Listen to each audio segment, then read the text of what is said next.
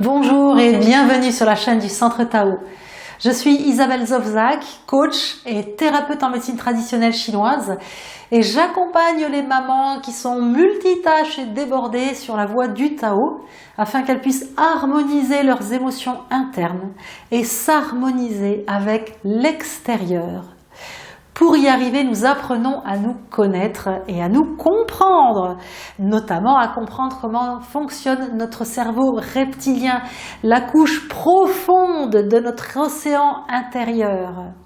Si vous n'avez pas vu la capsule précédente, je vous invite à le faire pour comprendre que notre cerveau a dans sa poche 3 types de réactions possibles face à un stress intense ou à un petit stress comme ça permanent, quotidien et sournois. Ces 3 réactions sont des réactions possibles de lutte, de fuite ou de repli sur soi. Donc, si vous avez visionné la capsule précédente, nous continuons ensemble, sinon revenez nous rejoindre après l'avoir vue.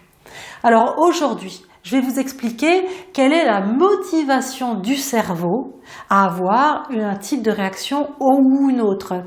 Notre cerveau est à notre service. Il ne nous fait que des choses qui peuvent être utiles. Donc nous allons voir ça. Pourquoi ça peut être utile. Et puis après, nous allons voir également quelles sont les qualités inhérentes à un cerveau reptilien qui a plutôt des réactions de fuite en priorité, ou des réactions de lutte en priorité, ou des réactions de repli sur soi en priorité. Nous naissons avec un cerveau qui va en priorité avoir plutôt des réactions de lutte, de fuite ou de repli sur soi. C'est ce qu'on va appeler des qualités innées. Et après, notre cerveau va se construire en fonction de qualités acquises. C'est ce que nous allons vivre dans notre petite enfance qui va aussi programmer notre cerveau à avoir plus tard des réactions de l'une ou de l'autre façon. Nous ne sommes pas coupables du cerveau que nous avons eu à la naissance, mais nous pouvons devenir responsables de l'utilité que nous allons en faire à partir d'aujourd'hui. Donc, nous allons voir pourquoi notre cerveau réagit comme ça, et puis nous allons voir quelles sont les qualités inhérentes au cerveau reptilien qui agissent plutôt d'une façon ou d'une autre. Alors, pour bien le comprendre, je vais démarrer avec l'exemple de Véronique. Véronique, c'est une maman qui était venue me voir parce qu'elle voulait corriger sa communication qu'elle avait avec les enfants. Donc, quand elle rentrait du boulot, elle était très autoritaire avec ses enfants et elle leur ordonnait de ranger leur chambre. S'ils étaient en train de regarder quelque chose à la télé ou de jouer à un jeu de vidéo, elle leur intimait l'ordre de passer à table et elle les rudoyait. Elle pouvait vraiment l'attraper par le col et donner un coup de pied aux fesses en disant « Maintenant, tu vas ranger ta chambre !» Comme ça, très cassante. Donc, vous l'avez compris, Véro, elle avait des réactions de lutte. Mais pourquoi elle était en réaction de lutte? En fait, ça lui venait de son travail. Au travail, elle était en compétition avec son chef et elle avait remarqué que quand il y avait un projet qui mettait en place, son chef avait tendance à lui voler son travail dans les mails. Vous savez, quand on se passe des mails comme ça, il reprenait le mail à son compte en effaçant les coordonnées de Véro. Et quand elle s'en est rendue compte et qu'elle a compris qu'au boulot, son travail n'était pas reconnu, elle était rentrée comme ça dans une réaction de lutte, mais comme elle ne pouvait pas l'exprimer au travail, elle ne pouvait pas envoyer bouler son chef, ben c'est ses enfants qui prenaient en rentrant à la maison. Alors pourquoi elle était rentrée en lutte? C'est parce qu'elle n'était pas reconnue, son travail n'était pas reconnu. Quand nous avons des réactions de lutte, c'est que nous n'avons pas de reconnaissance. Nous avons besoin pour vivre de manière épanouie à être reconnus. C'est ce type de réaction qui est à la base dans la lutte. C'est notre identité et la reconnaissance de nous-mêmes parfois ou de l'autre. Je prends un autre exemple parce que le fait de vous parler de l'identité, de la reconnaissance de notre identité, ça me fait penser à David. David, il était issu d'un milieu ouvrier Et toute sa vie, il a été en lutte contre la terre entière parce qu'il voulait être reconnu pour lui-même et autre chose que d'avoir ce passé de milieu ouvrier qui lui collait à la peau, il avait une soif d'ascension sociale. Et donc il était très méprisant envers les autres, très arrogant, très désagréable. Les gens qui sont en situation de lutte ont tendance à imposer à l'autre. Et ça peut être donc très très mal vécu. Mais je le répète, c'est qu'à la base, ils ont besoin d'être reconnus. C'est un grand besoin d'identité.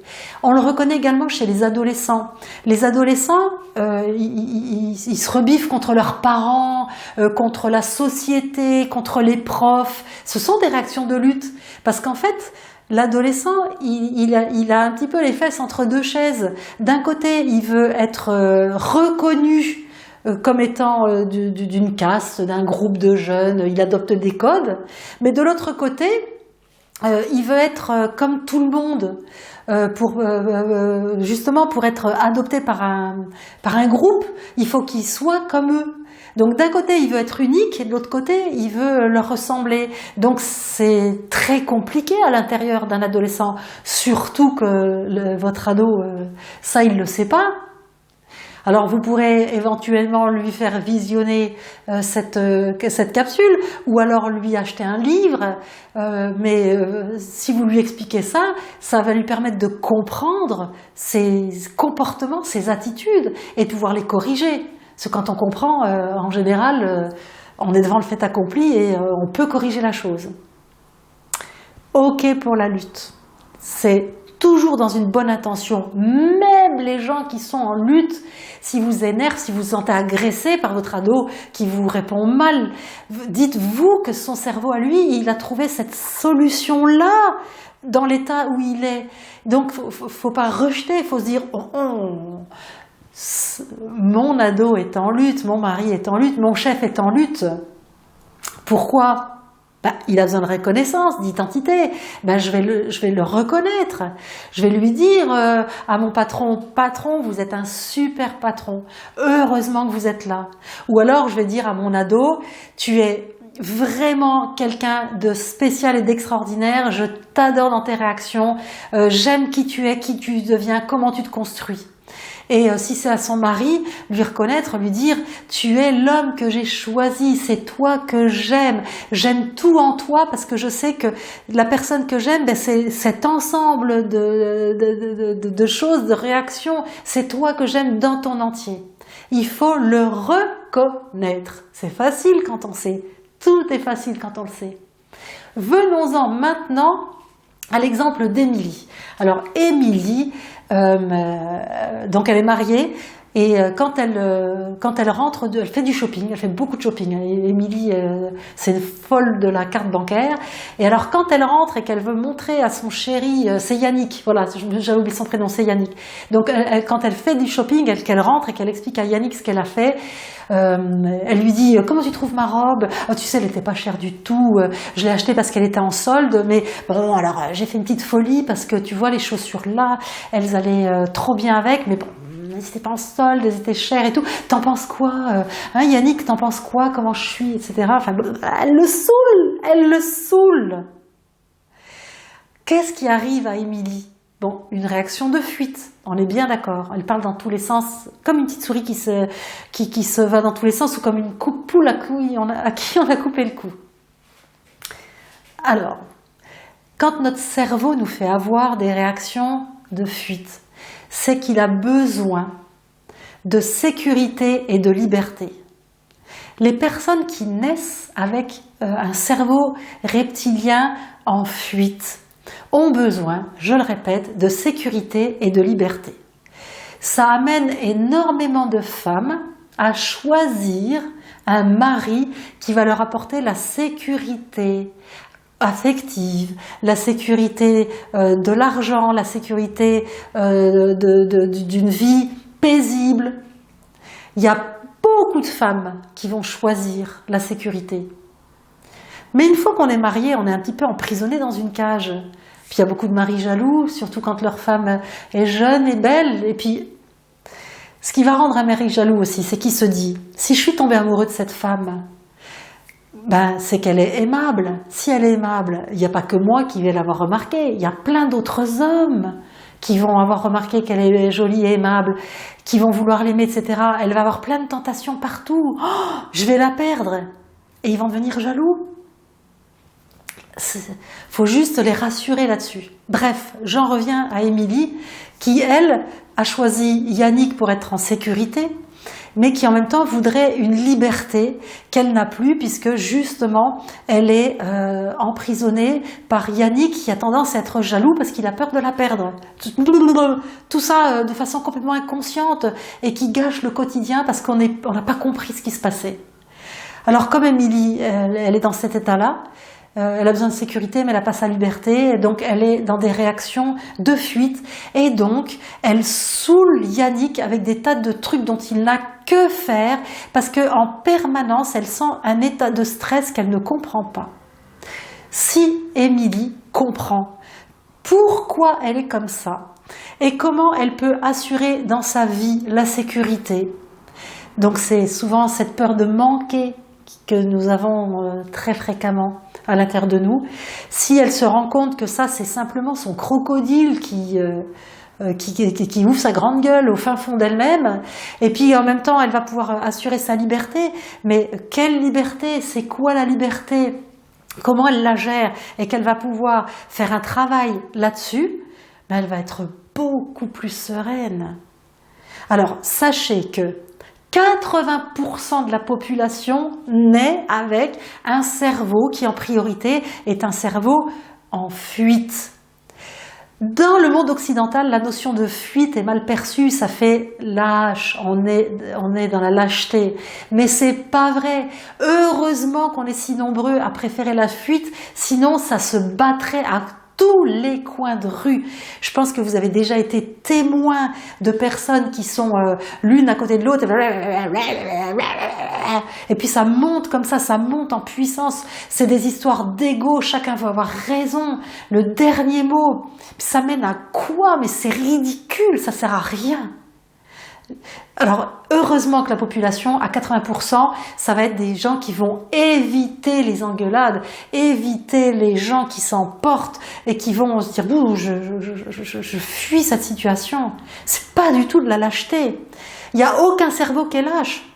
Les cerveaux mettent en place des solutions intelligentes. Se barrer plutôt que se battre, c'est intelligent, en aucun cas ce n'est lâche. La lâcheté c'est bien autre chose, on en parlera le moment venu. Mais un cerveau en fuite, c'est un cerveau intelligent qui trouve une solution pour répondre à des besoins de sécurité et de liberté. C'est tout, et c'est tout. Les cerveaux qui ont besoin de sécurité et de liberté ont des qualités exactement comme les cerveaux qui sont en lutte. On y reviendra après. Maintenant, pour vous faire comprendre, j'imagine que vous voyez où je vous emmène, pour vous faire comprendre comment fonctionne un cerveau qui est en repli sur soi, qui a une inhibition de l'action, donc qui est passif, puisqu'il ne va plus dans l'action. Je vais vous raconter l'histoire de Pauline. Alors Pauline, c'est particulier, son cas, elle avait été veuve très jeune. Au bout de 2 ans, son mari s'est tué dans un accident de voiture et c'était un deuil très très lourd. C'est pour ça qu'elle est venue me voir, parce qu'au bout de 5 ans que son mari était décédé, elle n'était toujours pas sortie de son deuil, et donc la vie lui semblait complètement vaine. Et elle avait des gros problèmes avec son fils parce que elle n'arrivait plus à le guider dans la vie. Par exemple, quand il venait la voir pour ses notes, pour ses bulletins, parce que au niveau scolaire, il avait du mal, parce que pour lui aussi, le deuil de son papa, ça avait été très très difficile, très douloureux à vivre. Puis en plus, il culpabilisait d'avoir envie de vivre, surtout en voyant sa maman au bord de la dépression. Mais elle n'était pas dans la dépression complète. On peut dire que c'était une grosse déprime qui durait. Et donc, quand il lui montrait ses bulletins scolaires, elle lui disait « Bah oui, mais t'as fait de ton mieux, t'y arriveras mieux la prochaine fois ». Elle était démissionnaire complètement dans l'éducation de son fils. Ce qui arrivait à son fils, son fils avait l'impression qu'elle s'en fichait complètement. C'était pas ça du tout.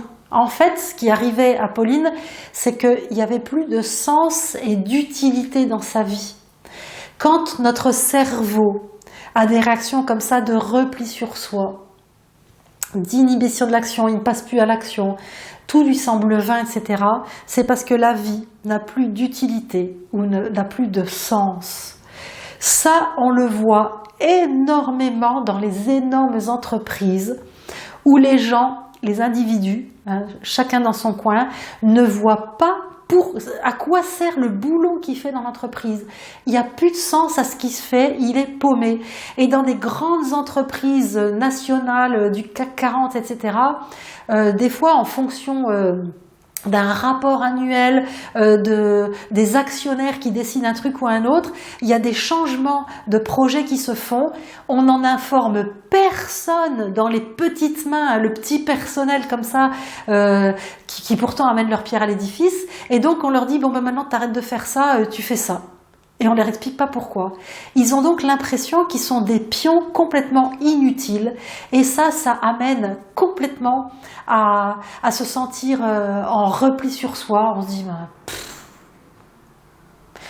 Et ça me fait penser encore à un autre exemple. C'était Jacques qui, lui, était passé par des phases comme ça successives dans sa vie. De nature, lui, c'était un gars en lutte. Hein. Il était en lutte contre tout, hein, contre la société. On avait l'impression que c'était un éternel ado rebelle contre tout. Et il n'était pas d'accord avec son chef. Il trouvait que son chef manageait mal et que ses projets n'étaient pas, ne valorisaient pas l'entreprise. Voilà, c'était ça. Et donc il était en permanence en train de vouloir démontrer à son chef que lui avait des bonnes idées. C'est-à-dire, il était rentré en lutte. Il voulait absolument faire passer ses idées. Il était persuadé que ses idées étaient bonnes. Et puis son chef ne l'écoutait pas et ça a duré comme ça des années. Donc après avoir râlé, s'être remporté après son chef, lui avoir dit ce qu'il pensait, des fois pas forcément pour son bien, en deuxième phase, il a fui son chef. Quand il le voyait arriver dans un couloir, il rentrait dans une pièce, il faisait tout pour l'éviter. Donc on voit très bien qu'il est passé de la lutte à la fuite. Puis ça a continué après, parce que c'était toujours le même chef. C'était toujours, il pensait toujours la même chose, que les choix de son chef n'étaient pas valorisants pour l'entreprise et que son chef n'était pas un bon manager. La preuve que même, il trouvait même que la preuve c'était que lui-même allait de moins en moins bien, que son chef faisait rien. Ceci étant, c'est vrai que c'est une preuve. Hein. Passons. Mais après, il est devenu dépressif parce que là, il était rentré dans le repli sur soi. Il se disait que ça servait à rien ce qu'il faisait. Pour sortir de là, Jacques, il a dû comprendre tout ça et il a dû changer de boîte, trouver les ressources en lui qui lui ont dit, comme il ne pouvait pas changer l'environnement, il ne pouvait pas changer le chef, il ne pouvait pas changer l'entreprise. Et puis lui, il était comme ça. C'était ce gars-là, toujours révolté. Il était comme ça. Alors il a choisi simplement de changer d'environnement et il a changé de boîte. C'est comme ça qu'il s'en est sorti. C'était juste pour vous donner l'exemple que soit on est à la naissance, hein, avec un cerveau qui est plutôt d'un type ou d'un autre, mais alors aussi dans la vie on peut avoir des réactions de l'une ou de l'autre, ou alors on peut au fil et à mesure de sa vie et de l'expérience qu'on vit, passer par ces différentes phases. Je pense que là vous avez bien compris. Alors, donc on a vu que quand on a des réactions de fuite, c'est qu'on a besoin de sécurité et de liberté. Quand on a des réactions de lutte, c'est qu'on a besoin d'identité, de reconnaissance. Et quand on a des réactions de repli sur soi, où notre action est inhibée, c'est qu'on a besoin de retrouver un sens et une utilité à ce qu'on fait ou à notre vie. Ok ? Maintenant, c'est pas simplement des côtés négatifs, ça, hein, la lutte, la fuite, le repli, c'est pas des côtés négatifs. C'est le revers d'une médaille, hein, il y a toujours le yin et le yang. Quand on a un cerveau qui est plutôt en fuite, en lutte ou en repli, on a des qualités inhérentes à cet état. Et la Terre pour tourner, le monde pour tourner, a besoin des 3 types de gens. Par exemple, les gens qui naissent avec un cerveau en lutte, ce sont des gens qui sont en général des leaders. Ils savent décider, trancher. Et ce sont eux qui sont utiles à des postes de chef. Ceci étant, Je suis bien d'accord avec ce que je devine des fois comme réaction. Ce n'est pas parce qu'on a un cerveau en lutte et qu'on est fait pour être leader ou chef qu'il faut mépriser l'entourage, imposer sa vision des choses et ne pas écouter les autres. Il va falloir rentrer en communication, il faut écouter l'autre. C'est la base de l'équilibre dans la relation. Donc ces gens-là, même s'ils ont des qualités, on est d'accord, ont un travail à faire pour mieux communiquer. Ou alors si vous êtes comme ça dans votre famille, il y aura un travail à faire pour mieux communiquer. Pour les gens qui ont tendance à avoir un cerveau en fuite, leur qualité à eux, c'est que ce sont des gens qui sont très créatifs, qui trouvent toujours des solutions. Et là, je devine le sourire des mamans qui sont comme ça et qui, à chaque fois, quand elles se trouvent dans une impasse, vont toujours sortir un lapin du chapeau pour les enfants, pour leur mari, pour le boulot. Ce sont des personnes qui ont un sens artistique développé, une intuition développée, qui suivent bien leur intuition, et c'est des gens extrêmement utiles. Par contre, ces personnes-là ont besoin aussi de gérer leurs émotions parce que sinon elles sont anxieuses et elles sont épuisées à force d'être toujours en train de courir dans tous les sens. Il y a donc moyen de gérer également ça. Et nous allons finir par les personnes qui sont en repli sur elles.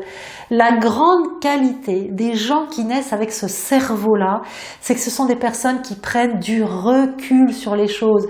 Ce sont des tampons dans les entreprises. C'est des diplomates.